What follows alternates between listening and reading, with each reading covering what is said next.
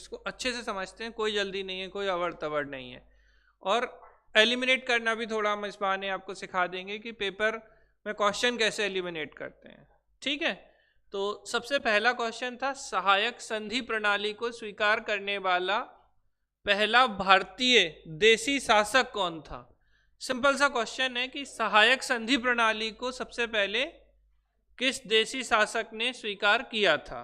तो ग्वालियर के सिंधिया, हैदराबाद के निजाम, आप अच्छे से जानते हैं कि बेलेजली ने जो सहायक संधि स्टार्ट की थी वो 1798 में स्टार्ट की थी, और उसके जो राज्य थे वो HMT से आपको याद करने हैं, हैदराबाद, मैसूर, तंजौर। तो पहला जो राज्य हो जाएगा वो हैदराबाद के निजाम हो जाएंगे।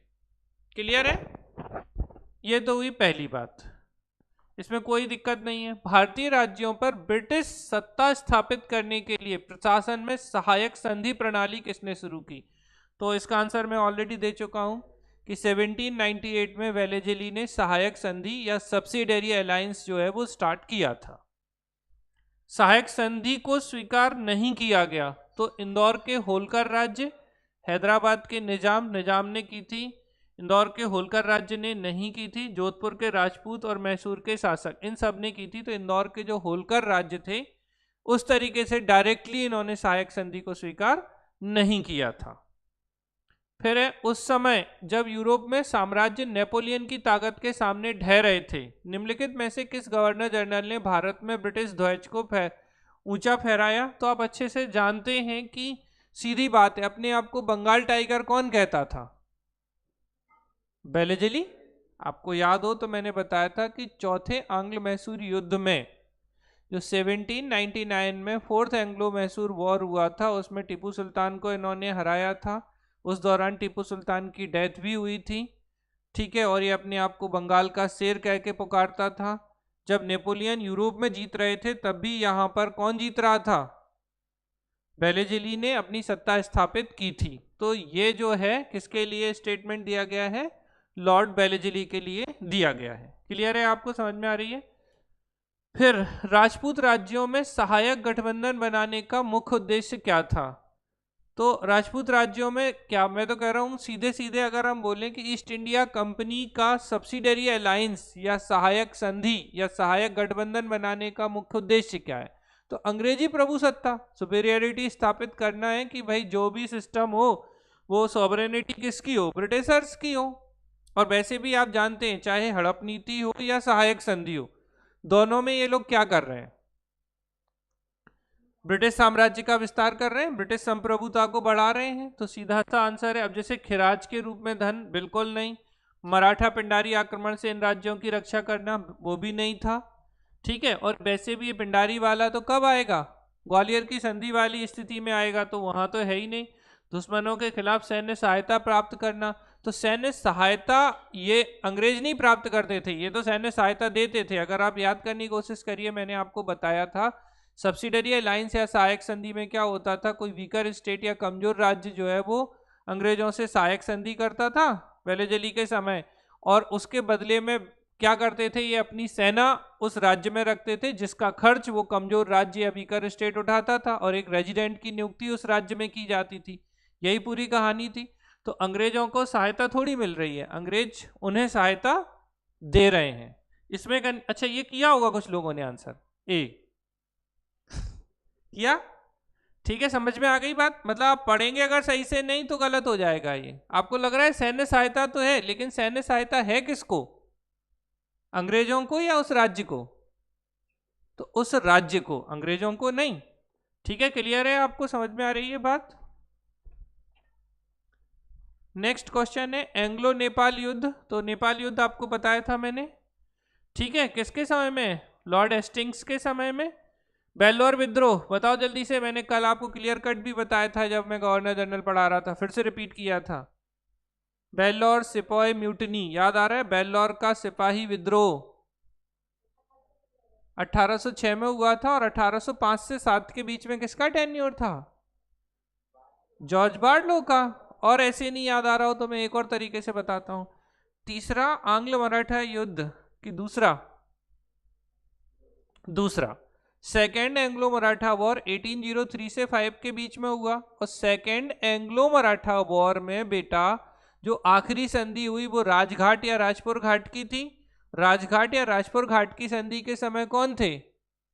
जॉर्ज बार्लो थे, याद है ना। देखो 1798 से 1805 तक बेलेजली, तो तीसरा बार बार याद आ रहा है, दूसरा आंग्ल मराठा युद्ध तो किनके समय हो गया?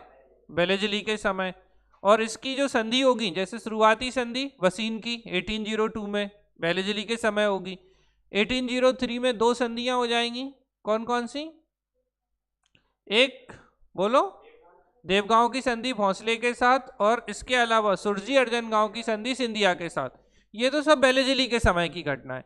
जब हम 1805 में पहुंचते हैं तो 1805 में यहाँ कॉर्नवालिस भी आएंगे, लेकिन कॉर्नवालिस की डेथ हो जाएगी, गाजीपुर उत्तर प्रदेश में इनकी कब्र बन जाएगी। यहाँ तक की कहानी हो गई।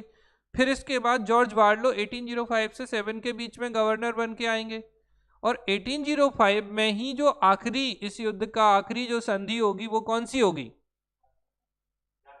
राजपुर घाट या राजघाट की संधि, तो वार्लो के समय होगी। इसके बाद 1806 में हो क्या रहा था?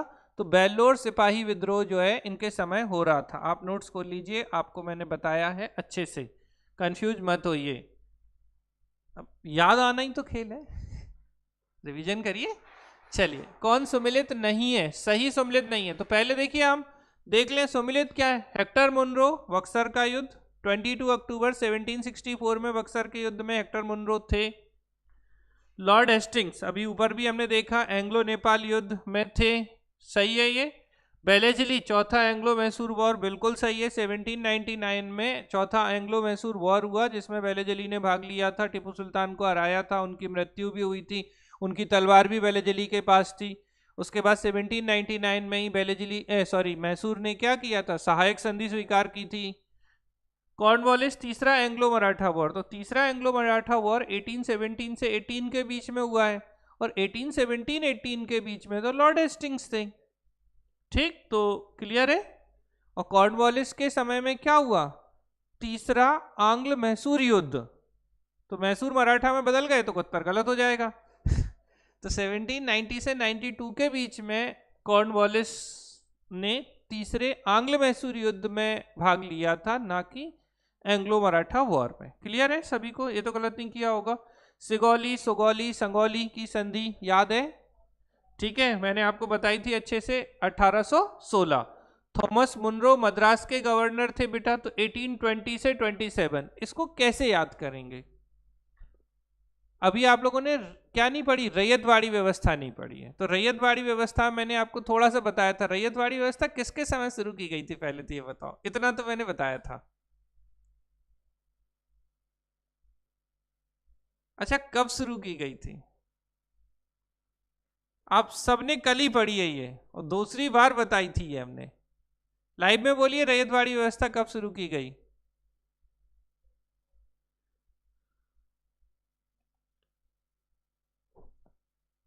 1820, 1822।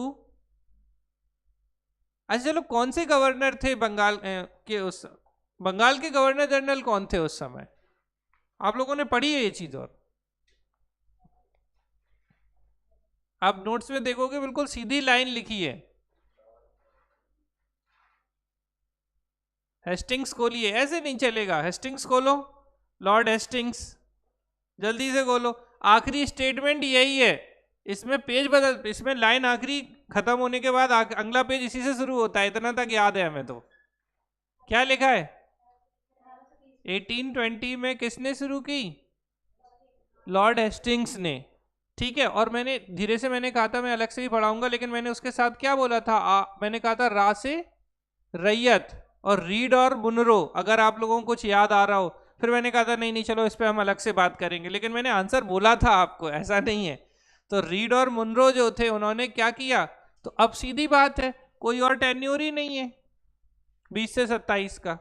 अब देखो ना, 20 में शुरू की ना, यहाँ तो 22 है, यहाँ 19 है, यहाँ 18 है, तो 20 से 27 में कौन? देखो ये क्वेश्चन आप कहीं पढ़ते नहीं हो, ऐसा नहीं कि मद्रास के गवर्नर पढ़ना शुरू कर दोगे इसके लिए, लेकिन ये क्वेश्चन कैसा था? जो आपने पढ़ा है उससे आपका एलिमिनेट हो रहा था। भाई 1820 में कौन सी व्यवस्था शुरू हुई? रैयतवाड़ी व्यवस्था। किसने शुरू की? रीड और मुनरो ने। तो बस थॉमस मुनरो है और कैप्टन रीड है, तो हो गया आंसर। आपको थोड़ा टफ लग रहा होगा ये क्वेश्चन, आसान नहीं है, लेकिन मतलब समझ रहे हो ना। देखो मैं फिर कह रहा हूं, एग्जिस्टिंग नॉलेज से आप चीजें सॉल्व कर सकते हो।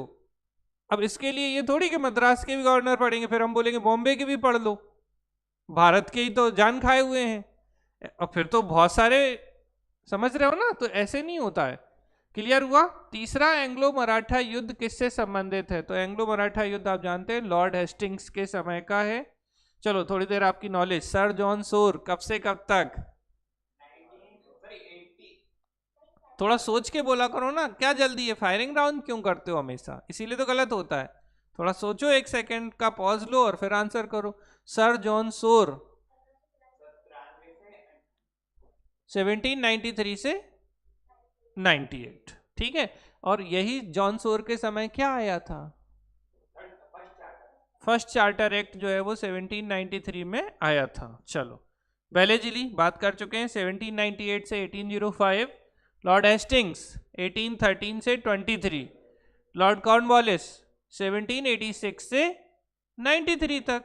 तो अब कुछ नहीं है, ये तो तीसरा है। 1817 से 18 है तो हेस्टिंग्स का टेन्योर है, बहुत अच्छे से जानते हो।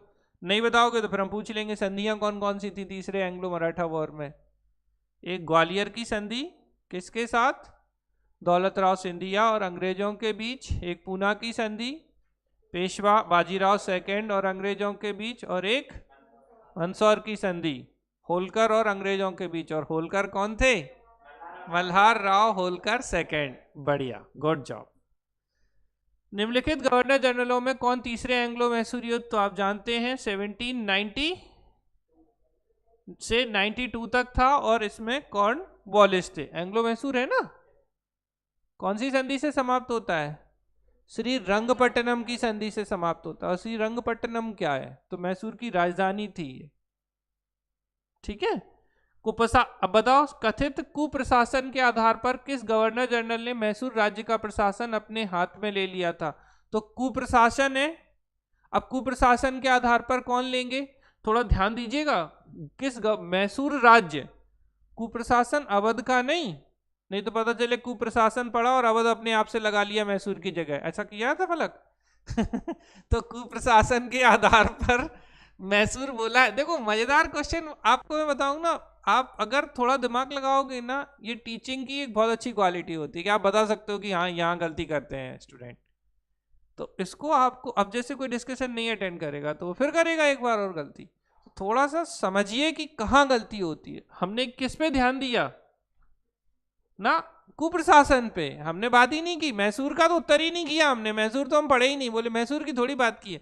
बोले कुप्रशासन, अवध में कुप्रशासन या कुशासन के आरोप में हड़पा गया था हमारे। देखो एक चीज और हमने पढ़ा है ना, तो वो बहुत ब्लेंडर करवाता है, इसलिए थोड़ा ध्यान देना कि हम आपको बोलते हैं कि पढ़ना पूरा है और ध्यान से पढ़िए। अगर आपने क्वेश्चन ही गलत पढ़ा तो आपका आंसर कभी सही होगा क्या?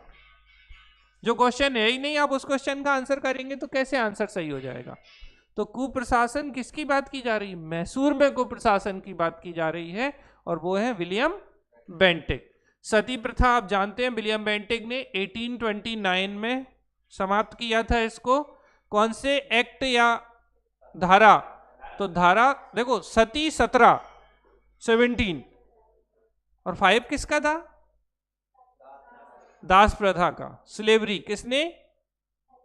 एलन बरो ने। बहुत बढ़िया। कब का है ये? 1843 का। बढ़िया। किसने ठगों के दमन से जुड़ा हुआ है?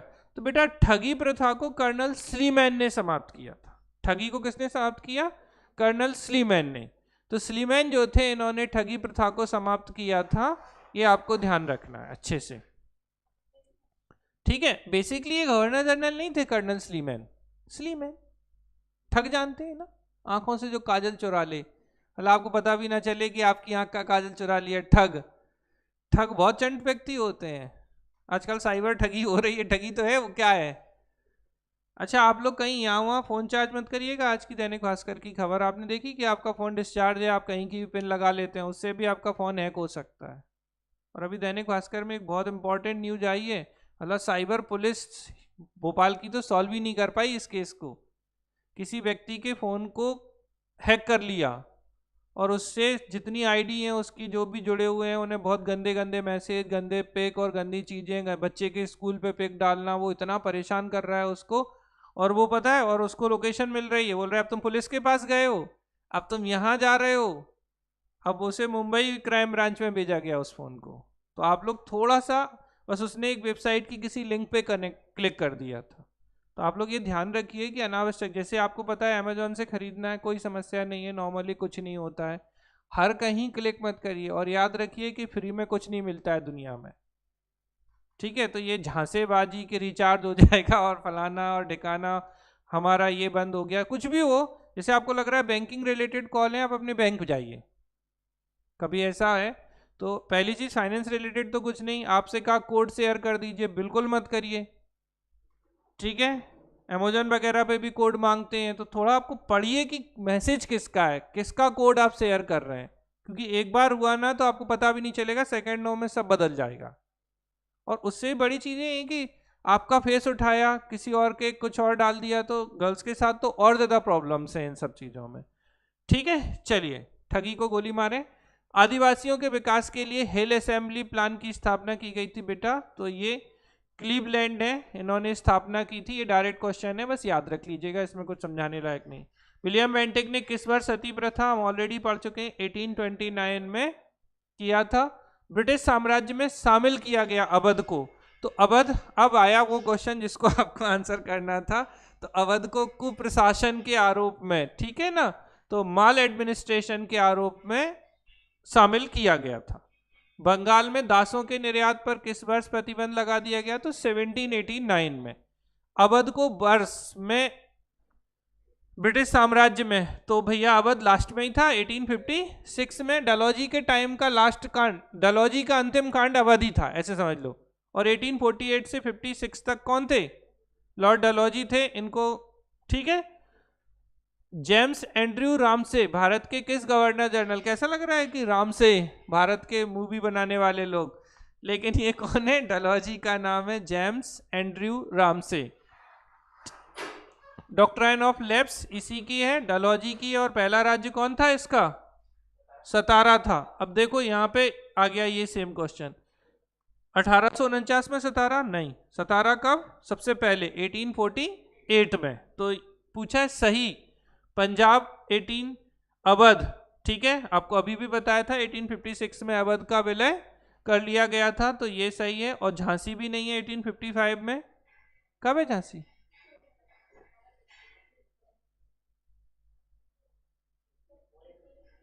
फोर थ्री नहीं, 1853।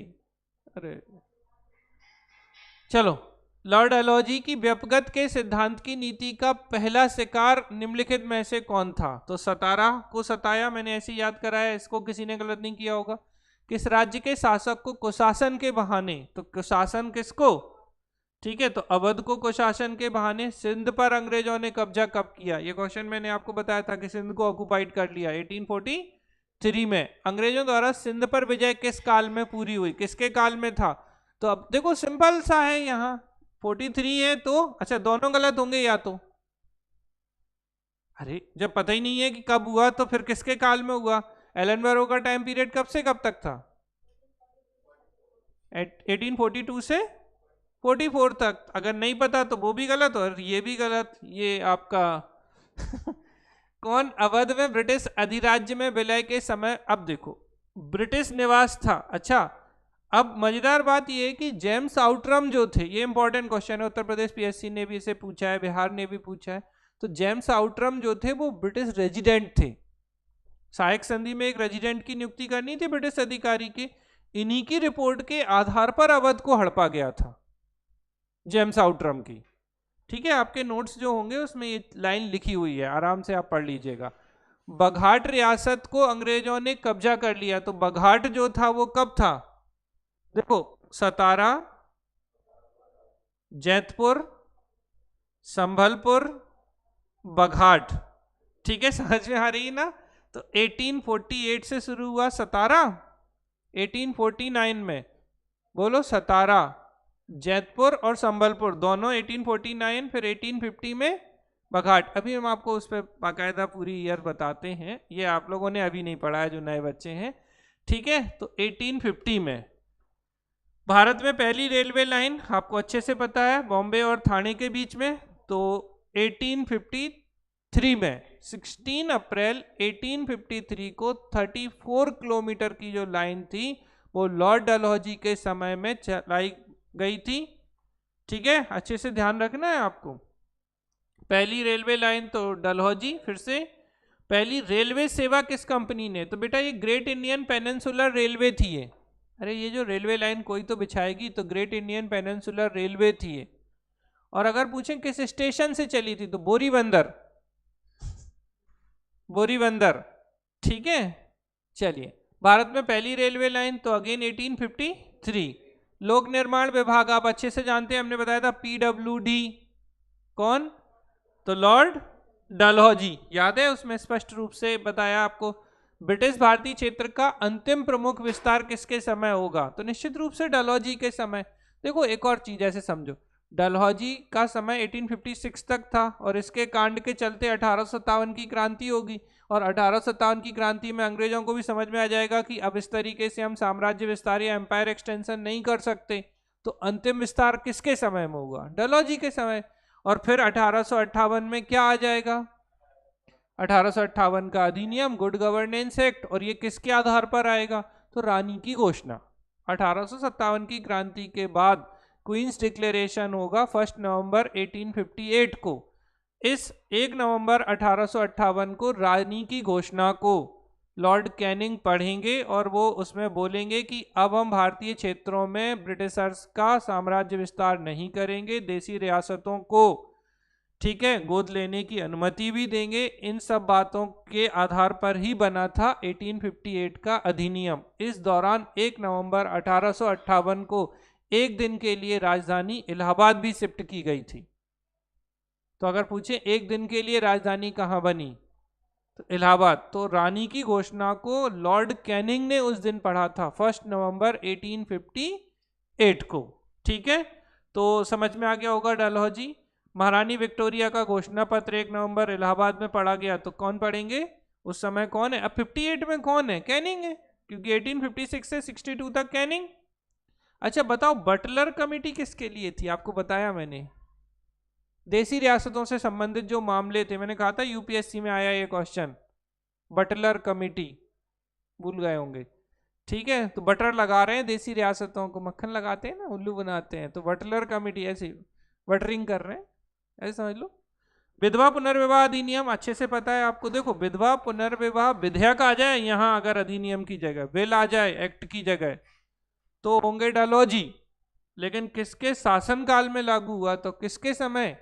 मैंने कैसे कहा था, एक्ट मतलब अधिनियम यानी कानून, और का से कैनिंग, तो कनिंग व्यक्ति कानून लाया था, ऐसे समझ लो, ठीक है। किसके प्रयासों से आया था विधवा पुनर्विवाह अधिनियम? विधवाओं को पुनर्विवाह की अनुमति तो ईश्वर की इच्छा होगी, तो ईश्वर चंद विद्यासागर। चलो, महारानी विक्टोरिया का घोषणा लॉर्ड कैनिंग द्वारा 1 नवंबर 1858 को कहां पढ़ी गई? आंसर हम बता चुके हैं आपको, इलाहाबाद में पढ़ी गई। भारत का पहला वाइसराय कैनिंग होगा, इसमें कोई समस्या नहीं होगी। महारानी विक्टोरिया को भारत की महारानी नियुक्त किया गया तो 1858 में।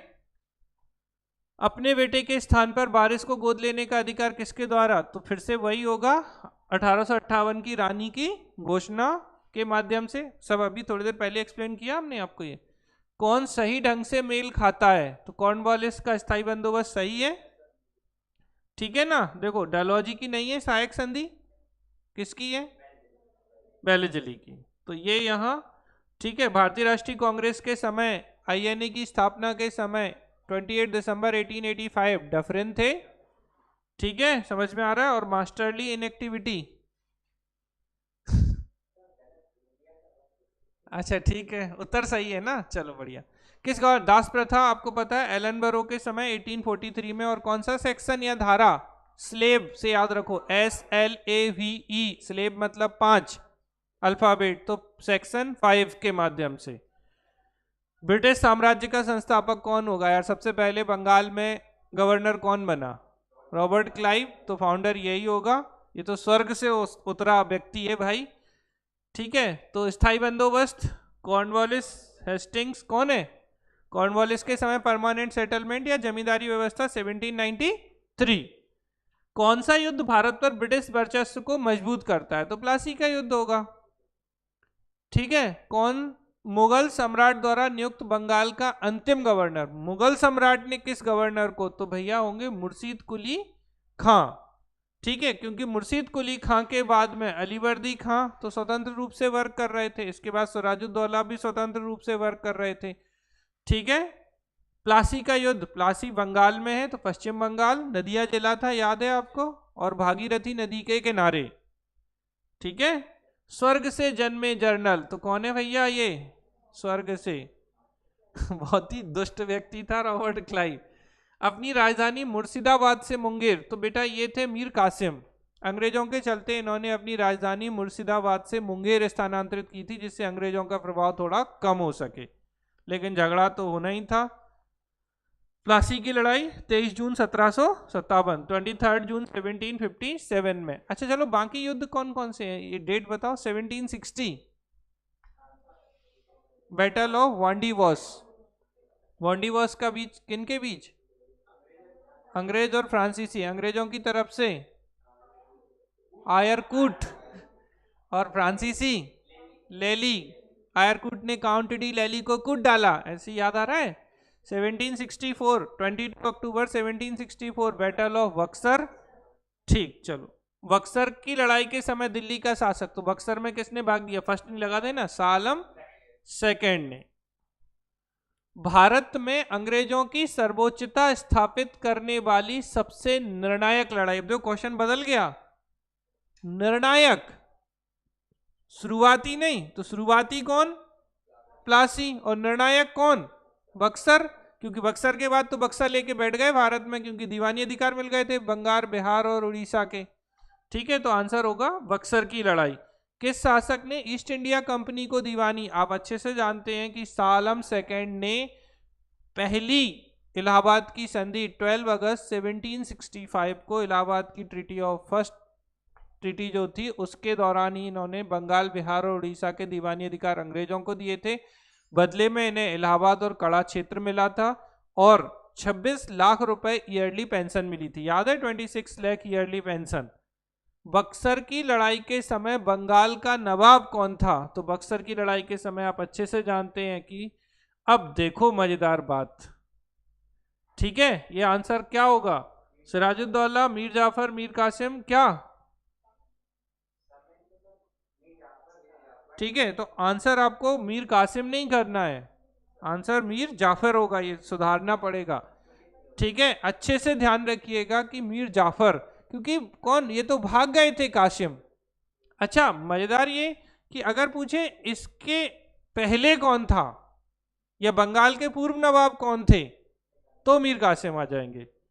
किस गवर्नर के कार्यकाल में सम्राट शाह आलम द्वारा बंगाल, बिहार, उड़ीसा के दीवानी अधिकार, तो आप अच्छे से जानते हैं कि लॉर्ड क्लाइव को दिए थे। 1765 में ईस्ट इंडिया कंपनी का बंगाल की दीवानी किसने दी थी? तो बंगाल की दीवानी कौन देगा भाई?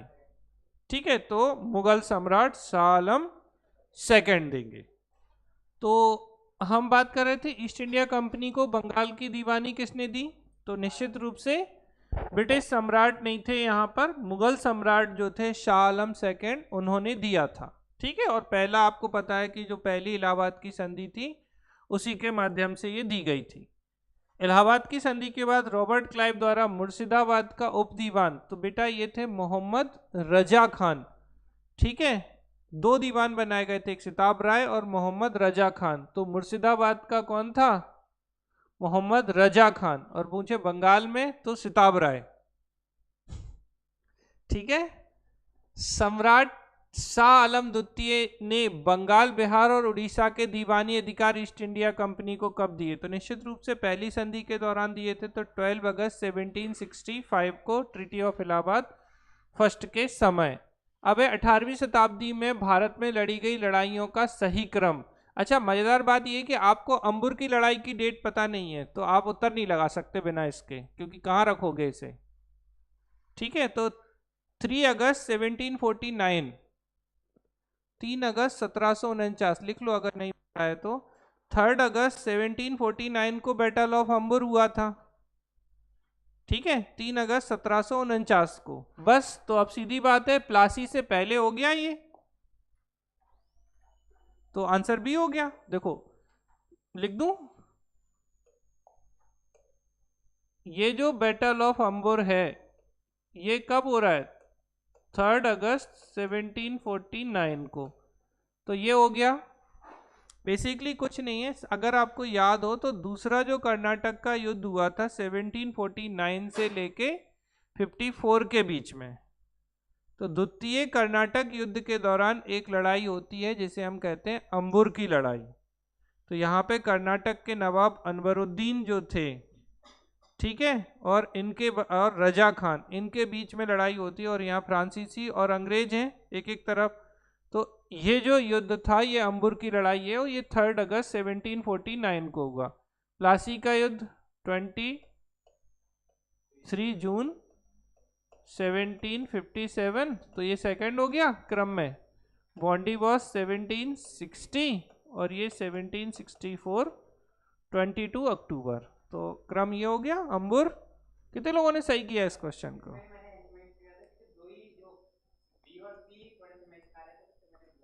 अच्छा ठीक है, ये भी बढ़िया है। और देखो आप अगर लॉजिक लगाओ, हमें नहीं पता अंबुर, अब समझे ना, प्लासी, बांडीवास और बक्सर कहीं है क्या क्रम में?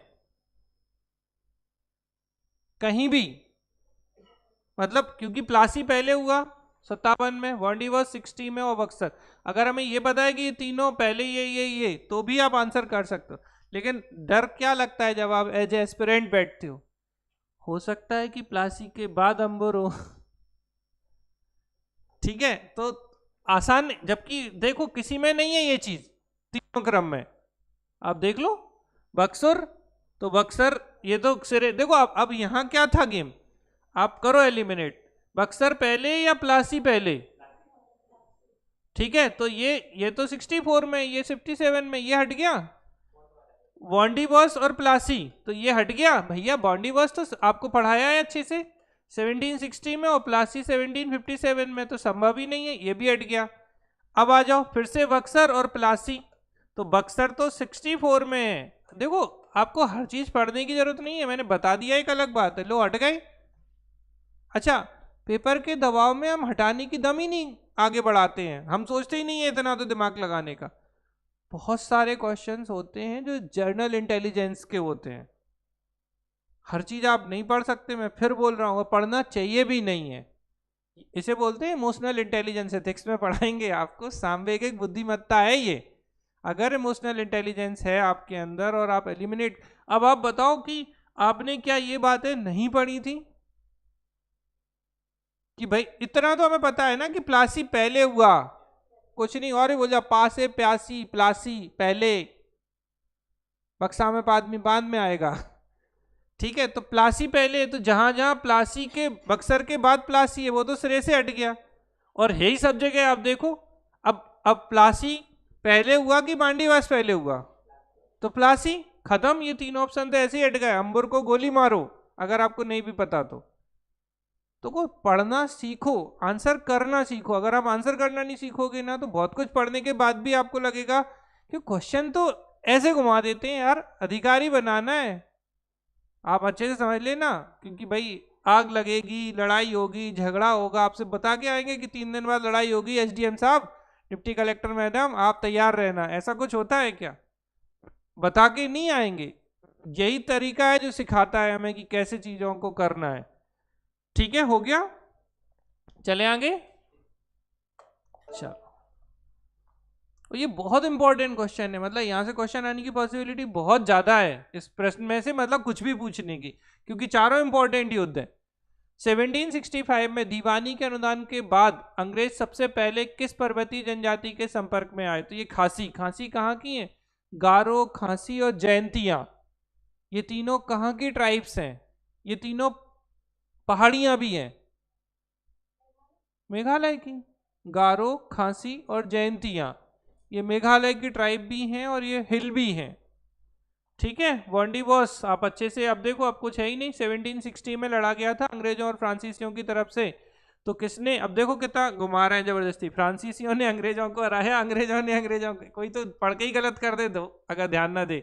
अंग्रेजों को हराया, आगे पढ़े ही नहीं, अंग्रेजों ने हराया कि किसने, तो अंग्रेजों ने फ्रांसीसियों को हराया। ठीक है, फिर फ्रांसीसी कमांडर का नाम क्या था जिसको हराया गया, तो काउंट डी लैली को आयरकूट ने हराया था।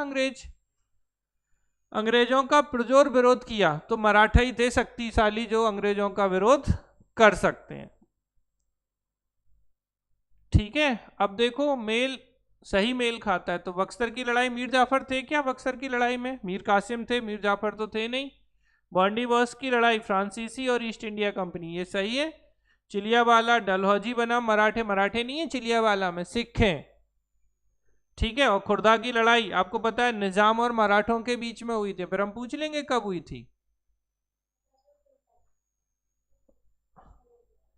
ठीक, वेरी गुड। किसके समय?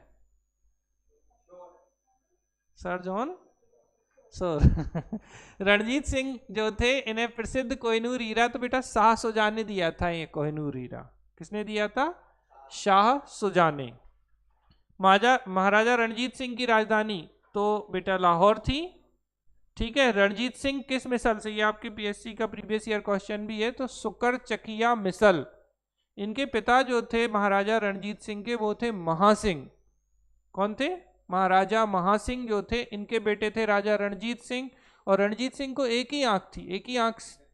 ठीक है, नाटक भी खूब आया है सोनी टीवी पे, अगर आप लोगों ने देखा हो। आप लोग अच्छी चीजें नहीं देखते हैं। ठीक है, तो ये जो मिसल थी उनमें से एक थी सुकर चकिया मिसल। मिसल मतलब एक ग्रुप होता है, तो ये सुकर चकिया मिसल से संबंधित थे। ये आपका प्रीवियस ईयर क्वेश्चन भी है, तो ध्यान रखिए। देखो इसमें और इसमें कंफ्यूज हो सकते हैं, और जिसने ज्यादा मिसलें पढ़ी होंगी वो तो भयंकर ही कंफ्यूज है। रणजीत सिंह किस के राज्य में शामिल था? तो रणजीत सिंह में श्रीनगर कश्मीर इनके राज्य में था। महाराजा रणजीत सिंह के उत्तराधिकारी बेटा खड़क सिंह थे।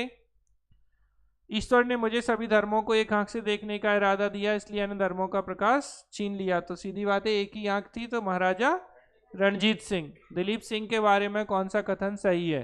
बेटा ये अंतिम शासक थे सिख के, महाराजा दिलीप सिंह या दलीप सिंह भी बोलते हैं।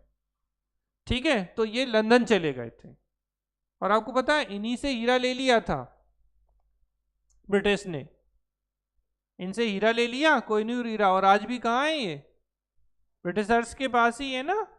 ठीक है, तो 23 जून 1893 को, सॉरी 23 अक्टूबर 1893 बहुत इंपॉर्टेंट ईयर है। 3 लोग यहाँ वहाँ हुए थे, चौथे ये और हो गए दिलीप सिंह, ये पेरिस जा रहे हैं। ठीक है, तो पेरिस में इनकी मृत्यु हो गई थी। सिख साम्राज्य का अंतिम राजा, तो सीधी बात है कौन होंगे? राजा दिलीप सिंह। प्रथम आंग्ल, अब ये यहाँ 66 लिखा है, वैसे एग्जैक्टली 67 से 69 है। तो कौन विजयी हुए? तो मैंने कहा था कि पहले आंग्ल मैसूर युद्ध में हैदर अली प्रभावी थे, याद है आपको? ठीक, ये तो गलत नहीं किया ना। कौन सा राज्य के विलय के बाद उसे प्रशासित करने के लिए तीनों के बोर्ड का सदस्य नहीं था? तो पंजाब में बेटा ये ग्रेनविले, हेनरी लॉरेंस और जॉन लॉरेंस थे, रॉबर्ट मॉन्टगोमरी नहीं थे ये। और मॉन्टगोमरी सिंधु घाटी सभ्यता में, ये कहाँ से जाएंगे? मतलब हमें पता है वो एक अलग बात है। लेकिन आप अगर ऐसे करोगे तो बहुत आराम से एलिमिनेट कर सकते हो। टीपू सुल्तान ने अपनी राजधानी तो कहाँ होगी? श्रीरंगपट्टनम। याद है, स्वतंत्रता का वृक्ष इन्होंने यहीं लगाया था, और ये जैकोबिन क्लब के सदस्य भी बने थे। ब्रिटिश जर्नल जिन्होंने पोर्टोनोवा के युद्ध में हैदर अली को हराया था, तो बेटा ये आयरकूट थे जिन्होंने पोर्टोनोवा के युद्ध में हैदर अली को हरा दिया था। एक्चुअली अगर आपको मैं बताऊं तो सेकेंड एंग्लो मैसूर वॉर के समय ही पोर्टोनोवा नामक जगह पर हैदर अली को आयरकूट ने हरा दिया था। ठीक है, और इसी के बाद इनकी आयरकूट गवर्नर वो है ना इनके सेना के प्रमुख, जो अभी कहाँ थे आयरकूट? 1760 में भी आएंगे ये। बताओ पहले कहाँ? बॉन्डी वॉर्स के युद्ध में इन्होंने अंग्रेजों की तरफ से भाग लिया था, तो नेतृत्व कर रहे थे, कमांडर इन चीफ या सेनापति सेना के थे ये।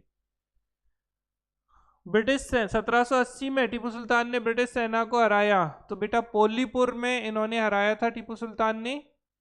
ठीक है, आधुनिक तर्ज पर विदेशों में दूतावास तो कौन बनाएंगे भाई? टीपू सुल्तान ही है जो यूरोपियंस की स्टाइल में अपनी सेना को बना रहे हैं। टीपू सुल्तान की मृत्यु कब होगी? 1799 में, चौथे आंग्ल मैसूर युद्ध के दौरान। श्री रंगपट्टनम की संधि किसके साथ होगी? तो सीधी बात है, टीपू सुल्तान और अंग्रेजों के बीच में। कौन से युद्ध में? थर्ड एंग्लो मैसूर वॉर के समय। बेगम समरू ने सबसे प्रसिद्ध चर्च का निर्माण किया था, तो बेटा ये किया था सरधना में। सही ढंग से मेल खाता है। अब सही ढंग से क्या? तो प्रथम आंग्ल मैसूर युद्ध में हैदर अली हारे के जीते? जीते, तो ये तो गलत है। द्वितीय आंग्ल मैसूर युद्ध में हैदर अली ने अंग्रेजों को हराया, ऐसा है क्या? तृतीय आंग्ल मैसूर युद्ध टीपू सुल्तान ने युद्ध जीता? बिल्कुल नहीं है, हारे थे ये तो, श्रीरंगपट्टनम की संधि हुई थी।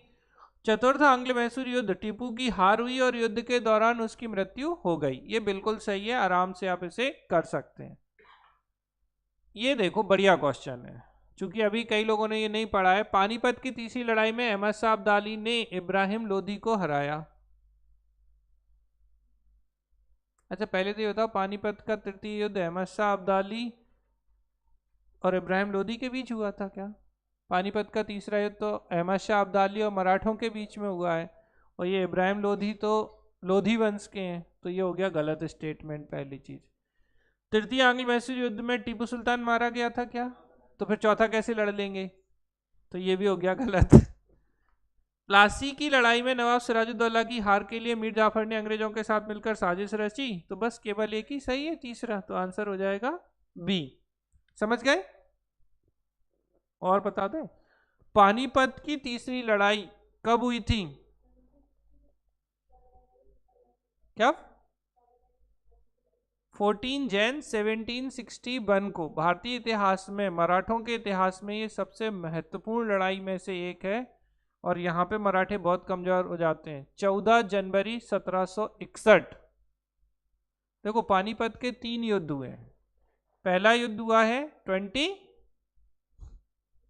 पहला युद्ध कब हुआ पानीपत का? कब? मजेदार है। बोलिए बताइए जल्दी से। 21 अप्रैल 1526 को। 1700 में नहीं चले जाना, हमें पता था 1700 से पीछे नहीं आएगी जनता। 21 अप्रैल 1526 को बाबर और इब्राहिम लोधी के बीच। पानीपत का दूसरा युद्ध जो है वो अकबर और हेमू के बीच, 1556। डेट 5 की 10, देखो कंफ्यूज कर दे इन्हें। 5 नवंबर 1556 को।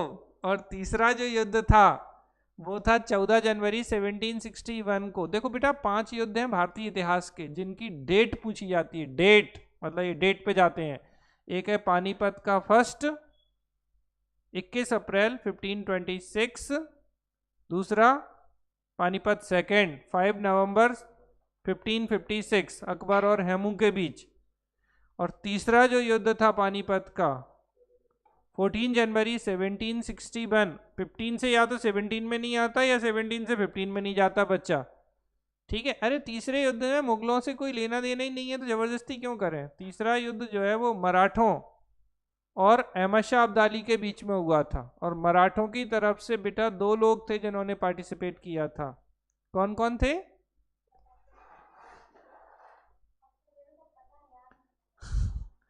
मराठों की तरफ से कौन? बोलो। हाँ बोलिए, लाइव में कौन क्या कह रहा है? जल्दी जल्दी बताओ फटाफट, टाइम नहीं है, कंप्लीट करना है, आगे पढ़ाना भी है। सदाशिव राव और विश्वास राव, ठीक है। तो वास्तविक नेतृत्वकर्ता सदाशिव राव थे, और जो बेटे थे पेशवा के वो विश्वास राव थे। सदाशिव राव भाई थे पेशवा के, इन्होंने भाग लिया था और दोनों की डेथ हो गई थी, ठीक है। तो पूछा ऐसे याद रख लो, सदाशिव पर विश्वास करो। तो सदाशिव राव भाऊ और विश्वास राय भाऊ जो थे किसमें थे? पानीपत के तीसरे युद्ध में थे। अरे पढ़ाएंगे अभी, टेंशन ना लो। चलो, तृतीय आंग्ल मैसूर युद्ध में टीपू सुल्तान मारा गया, ये तो गलत ही है, ठीक है। तो ये थी, इस लड़ाई को एक पंडित जी थे जिन्होंने देखा था आंखों देखे। कौन सी लड़ाई को? पानीपत के तृतीय युद्ध को। हाँ बता देना, सोच लो, कोई दिक्कत नहीं है। आगे बढ़ते हैं। अली मर्दन खान ने काशीराज पंडित, वेरी गुड। कौन सा सही नहीं है ये बताना है बेटा। तो अली मर्दन खान ने बंगाल में राजस्व खेती प्रणाली की शुरू की थी। तो अली मर्दन Khan introduce the system of revenue farming. मैंने कल ही बताया था आपको, एक व्यवस्था बताई थी मैंने आपको, अगर आप लोगों को कुछ याद आ रहा हो तो। इजारेदारी किसने शुरू की थी?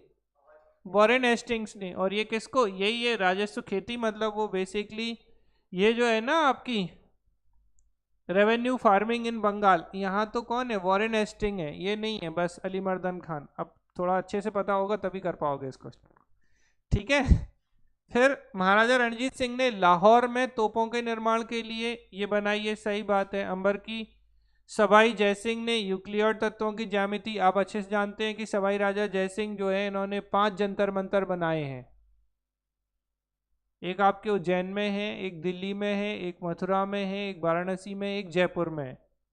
जंतर मंतर समझते हैं ना, ऑब्जर्वेटरीज। तो ये तो सही है।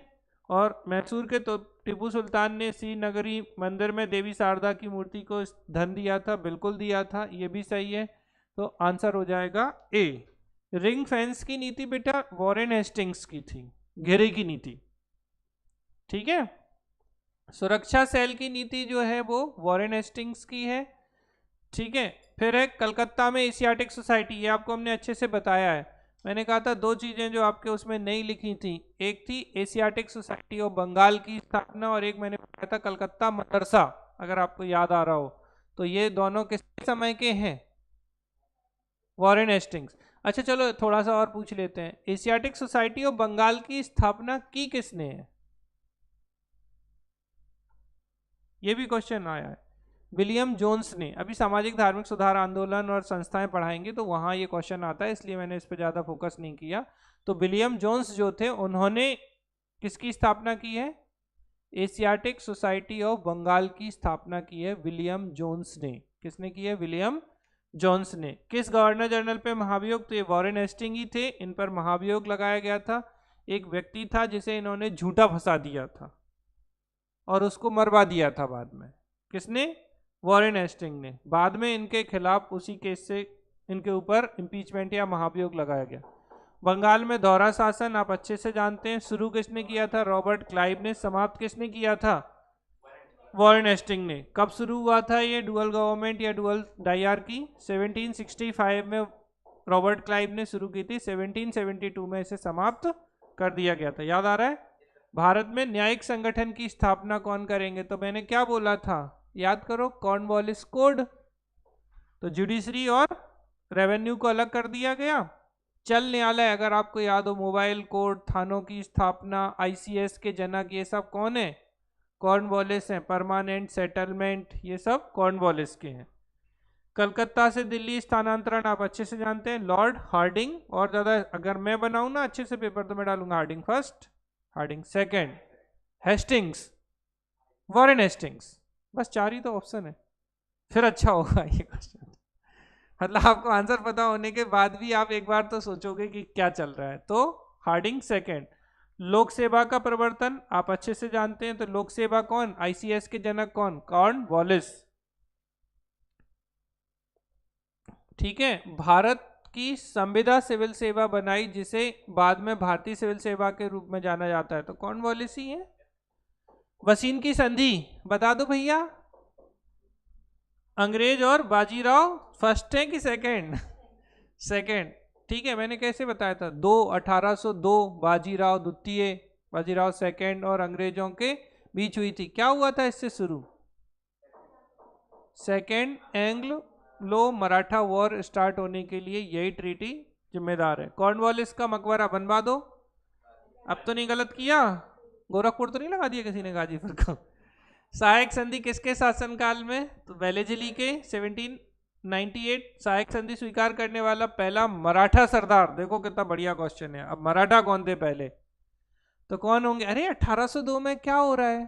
पहले मराठा कौन है? पेशवा बाजीराव सेकंड।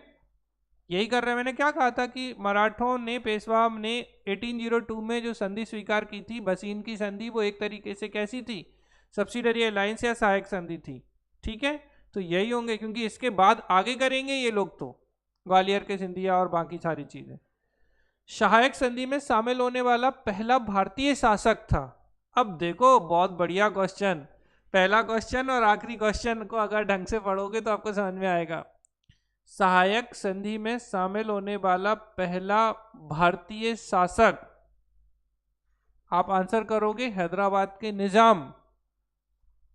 हाँ बोलो। ठीक है, लेकिन आंसर है अवध का नवाब। देखो अब थोड़ा ध्यान दीजिए, सबसे पहली जो सहायक संधि हुई थी वो अवध के साथ हुई थी, सबसे पहली। लेकिन अगर हम क्वेश्चन में बोले बेलेजली की सहायक संधि स्वीकार करने वाला, तो बेलेजली की सहायक संधि किसने शुरू की? हैदराबाद के निजाम ने, क्योंकि हैदराबाद, मैसूर और तंजौर ये राज्य थे बेलेजली की सहायक संधि वाले। लेकिन सबसे पहले सहायक संधि जैसी एक स्थिति को स्वीकार करने वाले अवध थे। तो क्वेश्चन पढ़ना, सहायक संधि में शामिल होने वाला पहला भारतीय शासक, और पहला क्वेश्चन भी यही था, सहायक संधि को स्वीकार करने वाला पहला भारतीय देशी शासक कौन था? अब ये क्यों नहीं आया इसमें आंसर अवध? क्वेश्चन देखो सेम क्वेश्चन है, आंसर अलग है दोनों में, क्योंकि इसमें अवध नहीं है। नहीं समझ में आई बात? अगर इसमें अवध ऑप्शन होता तो इसका आंसर भी अवध होता, लेकिन अगर इसी क्वेश्चन को हम क्या कर दें, बेलेजली की सहायक संधि को स्वीकार करने वाला, तो आंसर हैदराबाद होगा। नहीं, देखो समझो, अवध ने बेलेजली तो 1798 में सहायक संधि शुरू की थी, उससे बहुत पहले। ठीक है, क्या हुआ था कि अवध के साथ सहायक संधि की गई थी। ठीक, इलाहाबाद की संधि नहीं, क्या बक्सर का युद्ध कब हो रहा है? 1764 में। ठीक है, तो आपको ये ध्यान रखना है। और ये जो है हैदराबाद कब कर रहा है? 1798 में। हैदराबाद 1798 में कर रहा है ना, तो बेलेजली की सहायक संधि स्वीकार करने वाला राज्य बोले तो हैदराबाद होगा। लेकिन बोले पहला कौन सा भारतीय राज्य था या शासक था जिसने सहायक संधि स्वीकार की, और अगर ऑप्शन में अवध है तो आपको आंसर अवध करना है। समझ में आ पा रहा है कि नहीं आ रहा है? दोनों सेम क्वेश्चन है, और हो सकता है आखिरी का आंसर भी लोगों ने हैदराबाद ही किया होगा। नजमुद्दौला जैसे कुछ थे वो। ठीक है, चलो ये हो गया। तो ये आपको थोड़ा सा ध्यान रखना है, ये है पूरी कहानी इस पेपर में। आपकी तरफ से कोई क्वेश्चन पूछना हो, मैंने 100 के 100 क्वेश्चन आपको डिस्कस करा दिए। बताइए जल्दी से, पॉज कर दो। 100 क्वेश्चंस में से कुछ भी आपको पूछना है